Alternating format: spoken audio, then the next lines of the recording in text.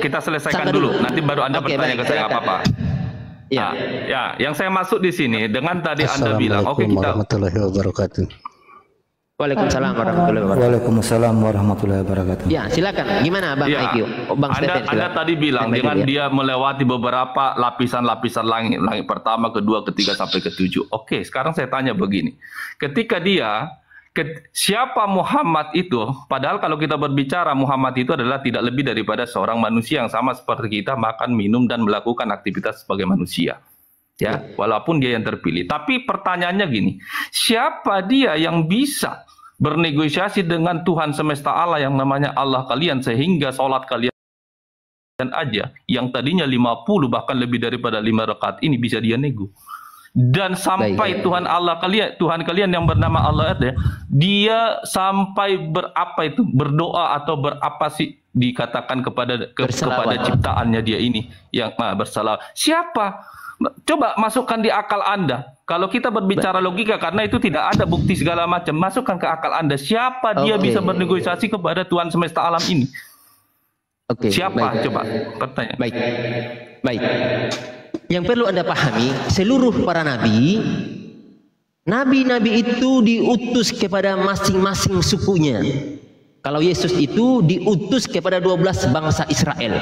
Nabi Ibrahim diutus kepada sukunya, Nabi Musa kepada sukunya, Nabi Lut, Nabi Nuh, kemudian Nabi Daud diutus ke masing-masing sukunya. Tapi ada satu keistimewaan yang diberikan kepada Rasulullah Nabi Muhammad SAW yang tidak dimiliki oleh para nabi-nabi yang lain. Apa itu?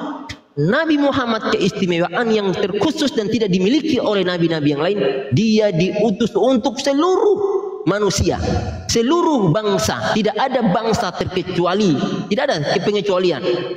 Jadi tidak ada pengecualian ketika Nabi Muhammad diutus, dia diutus untuk seluruh manusia dan diutus untuk menutup segala para nabi. Maka dipastikan setelah Nabi Muhammad tidak akan ada lagi nabi sesudahnya. Maka perhatikan, seorang nabi atau seorang rasul ketika dia mempunyai anak laki-laki, maka dipastikan anaknya itu akan menyambung tugas bapaknya sebagai nabi, sebagai rasul, dan dia menjadi nabi. Ingat ya, ketika bapaknya rasul atau nabi, maka dipastikan anaknya itu akan menjadi nabi juga. Nah, makanya kenapa Nabi Muhammad tidak ada satupun anaknya yang laki-laki hidup sampai hari ini? Karena kalau ada anaknya laki-laki yang hidup, menurut riwayat, menurut sejarah, bahwa anak laki-laki yang hidup yang berketurunan seorang nabi, dipastikan dia akan menjadi nabi, menyambung estafet tugas bapaknya. Nah, Nabi Muhammad adalah nabi terakhir, nabi akhir zaman yang menceritakan, mengklarifikasi tentang Nabi Isa, mengklarifikasi, memberikan informasi tentang masa lalu, masa hari ini, dan masa yang akan datang. Makanya Al-Quranul Karim itu menjadi 3 bagian. Bagian pertama itu menceritakan tentang masa lampau. Bagaimana dulu ada Fir'aun, dulu ada si Korun, kami binasakan dengan keangkuhan dan kesombongan mereka. Dijelaskan itu dalam Al-Quranul Karim. Nah, kemudian masa hari ini dijelaskan oleh Allah Subhanahu wa taala dalam Al-Qur'anul Karim bahwa hari ini kamu saya berikan kebebasan untuk menggunakan seluruh fasilitas, tapi ingat satu konsekuensi, ada yang akan kalian pertanggungjawabkan ketika kalian mati nanti. Kemudian Allah memberikan informasi tentang hari akhir yang dimana nanti aku akan memberikan keindahan, kenyamanan sebuah surga bagi orang-orang yang beriman dan bertakwa, tetapi aku akan mengazab seseorang yang tidak mau bertakwa kepadaku. Itu informasi yang diberikan oleh Al-Quranul Karim. Nah, makanya tadi Anda berkata, loh bagaimana? Siapa saksinya? Memang dari awal saya sudah katakan tidak ada saksinya, tetapi kita uji dengan nalar kita nih. Kita uji dengan nalar kita. Bagaimana kita menguji sesuatu itu? Nabi Muhammad itu keistimewaannya jelas. Keistimewaannya jelas. Makanya pamannya, seorang yang hari itu masih kafir, tidak beriman, tetap membela Nabi Muhammad. Dibela tuh Nabi Muhammad, padahal bapaknya seorang yang kafir.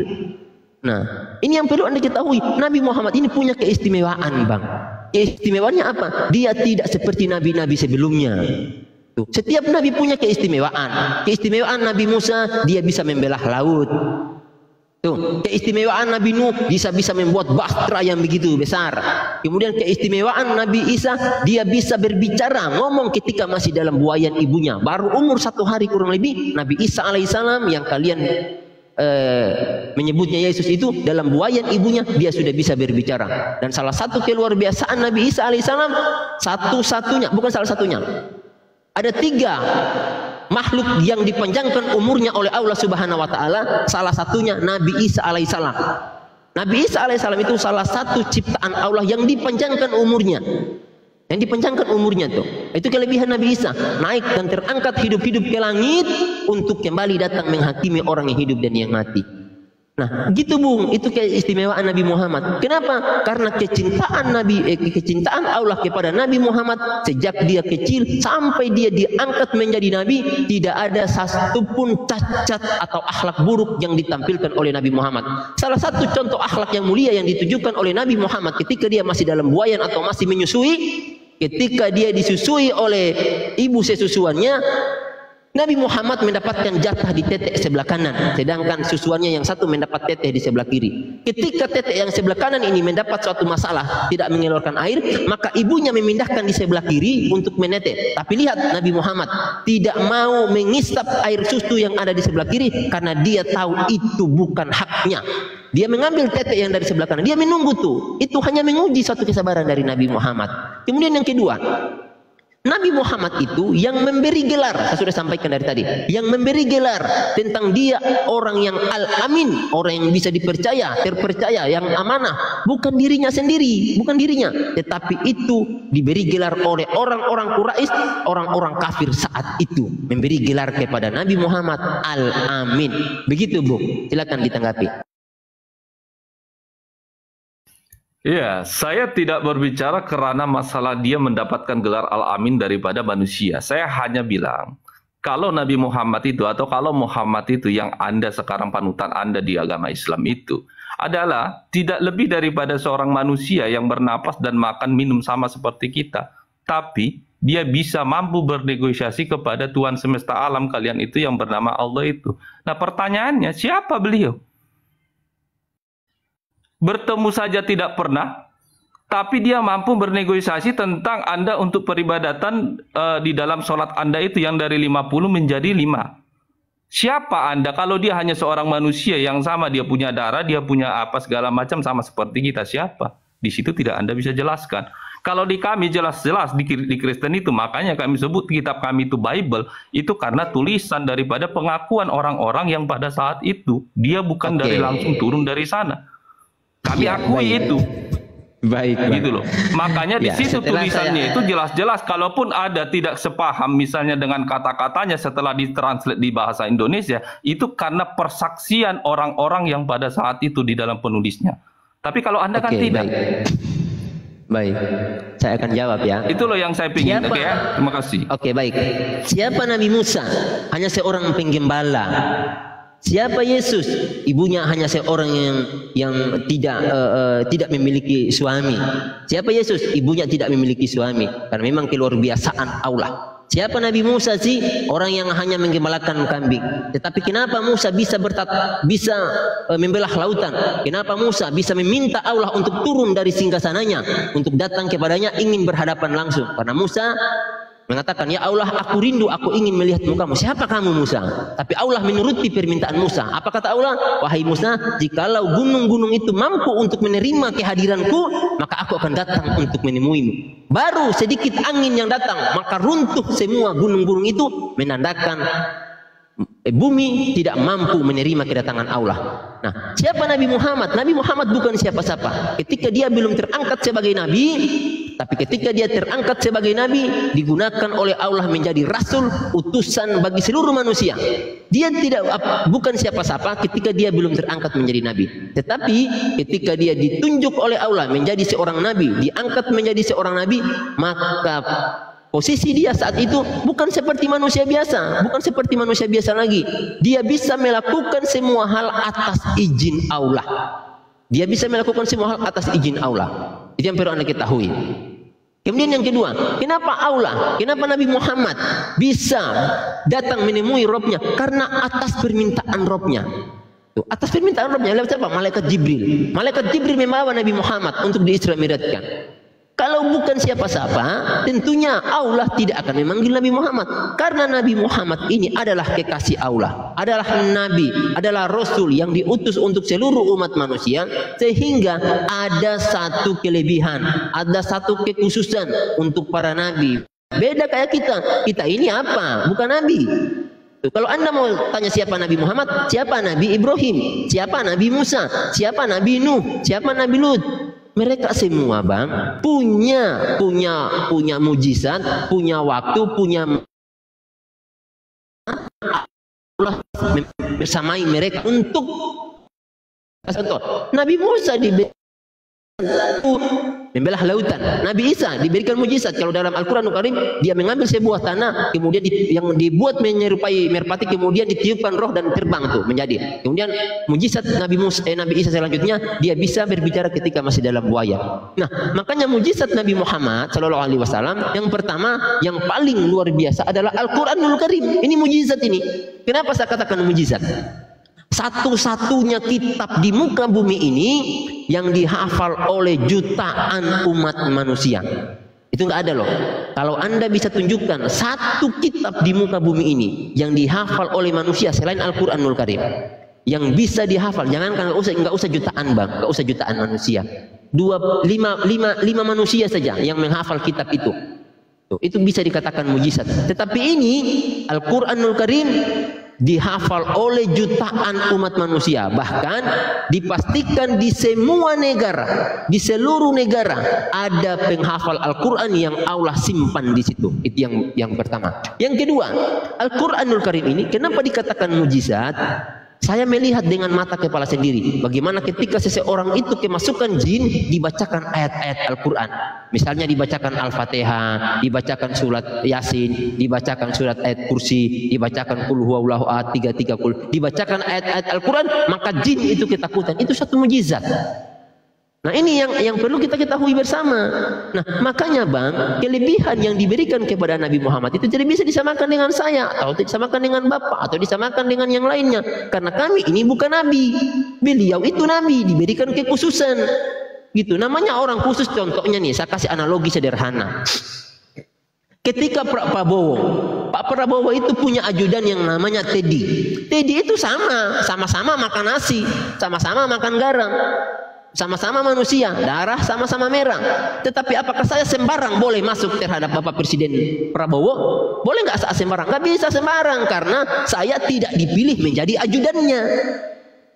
Tuh, ajudannya yaitu siapa itu? Mayor Teddy. Nah, Mayor Teddy dia bisa ketemu Prabowo kapan saja. Ketika Prabowo butuh panggil, oke, menghadap. Saya nggak bisa sembarang ketemu dengan Prabowo. Karena kenapa? Saya nggak ada apa-apanya. Walaupun status saya sama-sama manusia.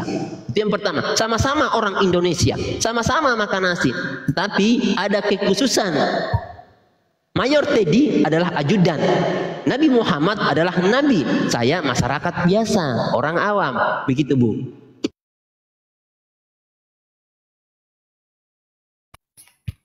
Iya, jadi maaf ya, saya tanggapi, belum menjawab sebenarnya dari tadi apa yang saya pertanyakan. Kalau masalah soal analogi-analogi seperti itu, ya mungkin bisa saja kita buat analogi. Kalau di kami terus terang di kekristenan, Yesus itu kami sebut Tuhan, ya, dan kami pertuhankan karena harus jelas, gitu. Kenapa jelasnya itu?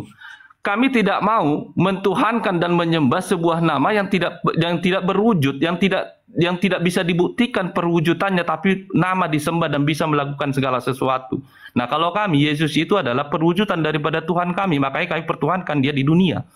Dia ada jelas nyata karena semua sifat yang ada. Host, kira-kira kamu berani nggak kalau satu lawan satu dengan saya?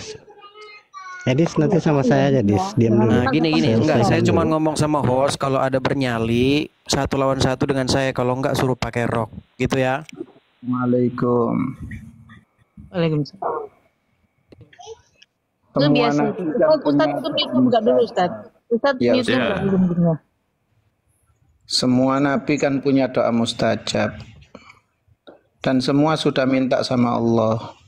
Dan yang mengabulkan Allah kan. Boleh saya teruskan? Ustaz. Mic-nya ke mute, Ustaz. Sebentar, jangan diturunkan. Ini Naikkan lagi Edis. mana. Naikkan lagi. Sebentar ya Bang IQ ya, sebentar Bang IQ. Mana Edis TV tadi? Undang. Naikkan. Biar sama saya kalau enggak sama Ustadz. Naikkan. Sudah lama saya tunggu ini manusia. Sebentar. Baik, Biar kalau kita saya uji. diskusi dengan dia, teman-teman tolong yang lain saya turunkan dulu, minta maaf ya. Yang lain saya turunkan, nanti saya bersama Nyonya Nasution, saya mantan Laskar Kristus juga saya turunkan. Mantan Laskar Kristus saya turunkan juga nanti. Saya hanya dengan dia, saya bertiga saja. Jamie Ahmad Al-Musayyab, di Edis TV dengan Nyonya Nasution. Saya mau fight dengan dia. Sudah lama saya ingin ketemu dengan Edis. Saya mau lihat sampai di mana dia punya ilmu. Dia sudah kabur, Ustaz. Mana dia? Mana dia? Ada. Udah kabur? Ya. Aduh, jangan kau uji nyalinya saya. Kerok aja berarti. Bang IQ, masih monitor Bang IQ? Sebentar ini dia ada lagi nih sebentar. Aman. Ya, masih. Naikkan dia. Baik. Bang IQ. Kenapa diturunkan? Segitu takutnya sama saya langsung panik seperti itu. Langsung gini. Sekarang sebentar Jamie, kau barusan ku follow, sekarang kau follow saya. Sekarang saya mau live, saya masuk ke channelmu ya. Berani nggak 1 lawan 1? Coba. Dayang-dayangmu suruh turun dulu. Dayang-dayangmu suruh turun dulu. Secucuk-cucukmu suruh turun. Sebentar Jamie, kau sudah ku follow, sekarang kau follow saya biar saya live. Follow Anda. Ngapain saya follow Anda? Nanti tidak bisa PK. Nanti tidak bisa 1 lawan 1. Nanti saya tidak bisa 1 lawan 1. Saya tidak butuh duit. Oh, takut. Saya tidak butuh duit. Gini Bung, gini. Di sini Suka main dengan bisu-bisukan, gemetaran kalian, gemetar. Gurumu saja lari dari saya, gurumu. Iya, oke. Anda ketemu dengan muridnya. Sekarang saya live. Nanti saya undang kau live dengan saya ya. Kita berdua. Kalau ada nyalimu, kalau tidak ada nyalimu, kau pakai rok ya. Ku buktikan kau nanti penyembah mayat Muhammad. Gimana? Ayo, baik. Ngapain mau ke Komal pendusta, ajaran dusta kok dia mau di Komalin gimana? Sebentar lagi saya live, kau follow saya biar saya bisa masuk akun. Sebentar. Saya tunggu. Ini udah mau kabur dia ini. Dengar. Dia tahu saya tidak pernah mau hadir di supaya kita sama-sama live. Supaya kita sama-sama live ya. 1 lawan 1. Ada nyalimu. Oke, sekarang kesempatanmu. Kalau mau kalau mau fighter langsung aja ke Bang Jimmy. Kita turun semua gitu loh. Sekarang saya turun. Kau sebentar lagi kau undang ya. Enggak usah undang-undang. Kalau kau sudah di sini, yang lain saya turunkan. Kalau kau takut yang lain saya turunkan. Silakan yang lain turun dulu. Silakan yang lain turun mendengar di bawah. Bahkan Laskar Kristus saya turun. Udah kabur dia. Oke. Turun sendiri. Dia tuh maunya model PK. Dia cari koin itu, Ustaz. Dia mau cari koin aja dia model PK. Jangan cari koin, Edis. Sekarang naik cuma mau premin doang, Bang Stas. Iya, aduh udah lama saya tunggu-tunggu kau itu. Sudah lama saya tunggu-tunggu kau. Saya tidak Dia jadi buronan Komal itu. Mana berani dia mau di Komal itu. Dia nggak berani, saya yakin 100%. Dia tidak berani. Ini buktinya kan turun lagi tuh, nggak berani. Dia nggak berani. Ya, silahkan kalau Anda katakan guru-guru saya tidak berkutik di hadapan Anda, itu saya yakin dusta besar. Ya, silakan Anda lawan muridnya. Saya anak-anak kemarin sore baru 10 tahun saya masuk Islam. Nah, silakan Anda. Kalau kita mau uji siapa yang sama punya saya otak, aja sama siapa yang punya jemaatnya ilmu. Ustad. Iya. Katanya mau saya nggak mau hadir di jujur. Saya bukan tidak mau. Ustaz Jemi kalau dia masuk Dia kalau di Komalnya nggak fire, Bang. Percuma, nggak fire dia. Iya, saya sudah sering lihat dia, karena jadi jangan pikir saya punya akun yang bahkan orang Islam sendiri tidak tahu akun saya itu. Jadi saya lihat, saya kontrol, saya sudah tahu ilmunya Bom, saya sudah tahu ilmunya Agatha, saya sudah tahu ilmunya RK, saya sudah tahu ilmunya Edis TV. Sayang mereka tidak berani datang di Komal saya. Kalau dia berani datang, ku telanjangi semua itu. Silakan kau datang ke tempat saya. Kalau saya tidak telanjangi kau. Iya, saya sudah pernah 1 kali naik di Komalnya mereka. Oh, betul-betul siksa saya rasa. Di mute, dikeroyok sama mereka. Perhatikan, di Komal saya itu, saya bisa ngatur situasi siapapun dia, sekalipun Islam, banyak bacot saya turunkan. Karena saya tidak mau reputasi saya mau pertaruhkan. Tidak, agama saya mengajarkan seperti itu. Betul. Iya. Amin. Alhamdulillah. Iya, Islam seperti itu. Kami bukan pengecut. Mau Islam kamu, mau Kristen kamu, ketika kamu menghujat saya turunkan, nggak ada. Saya nggak pakai toleransi dalam hal-hal seperti itu, nggak bisa. Nah, kalau Anda mau diskusi dengan saya, monggo, demi Allah saya tidak akan mute kamu. Oh, bukan tipenya Jami Ahmad Al-Musayyab, bukan tipenya mantan Laskar Kristus untuk mau mute orang. Oh, bukan tipenya mantan Laskar Kristus, Bung. Dan mantan Laskar Kristus jangan kamu ancam, nggak ada rasa takutnya dengan kematian. Saya berada di NTT yang 95% penganut agama Kristen, tapi saya salut saudara-saudara saya yang ada di NTT ini luar biasa, toleransinya cukup tinggi. Kita bahas seperti ini ya, oke, kalau memang kamu punya data, monggo. Jadi seperti itu Edis TV. Makanya saya tidak pernah takut menampakkan wajah saya, tidak pernah takut menyampaikan di mana saya berada. Karena kenapa? Saya merasa apa yang saya bawakan sebuah kebenaran. Begitu Bung Edis TV dan teman-teman yang lain. Saya sudah tahu kualitas ilmu kalian itu, saya sudah tahu, sudah lama saya monitor. Saya jujur ya, saya baru kurang lebih sebulan ini naik di akun TikTok karena dipanggil oleh teman untuk bersama-sama kita berdakwah atau mengkanter serangan-serangan para oten yang hari ini betul-betul masif aktif di media sosial. Mbak Nyonya, saya ini sudah waktu masuk asar nih. Saya mau tinggal dulu untuk sholat maghrib,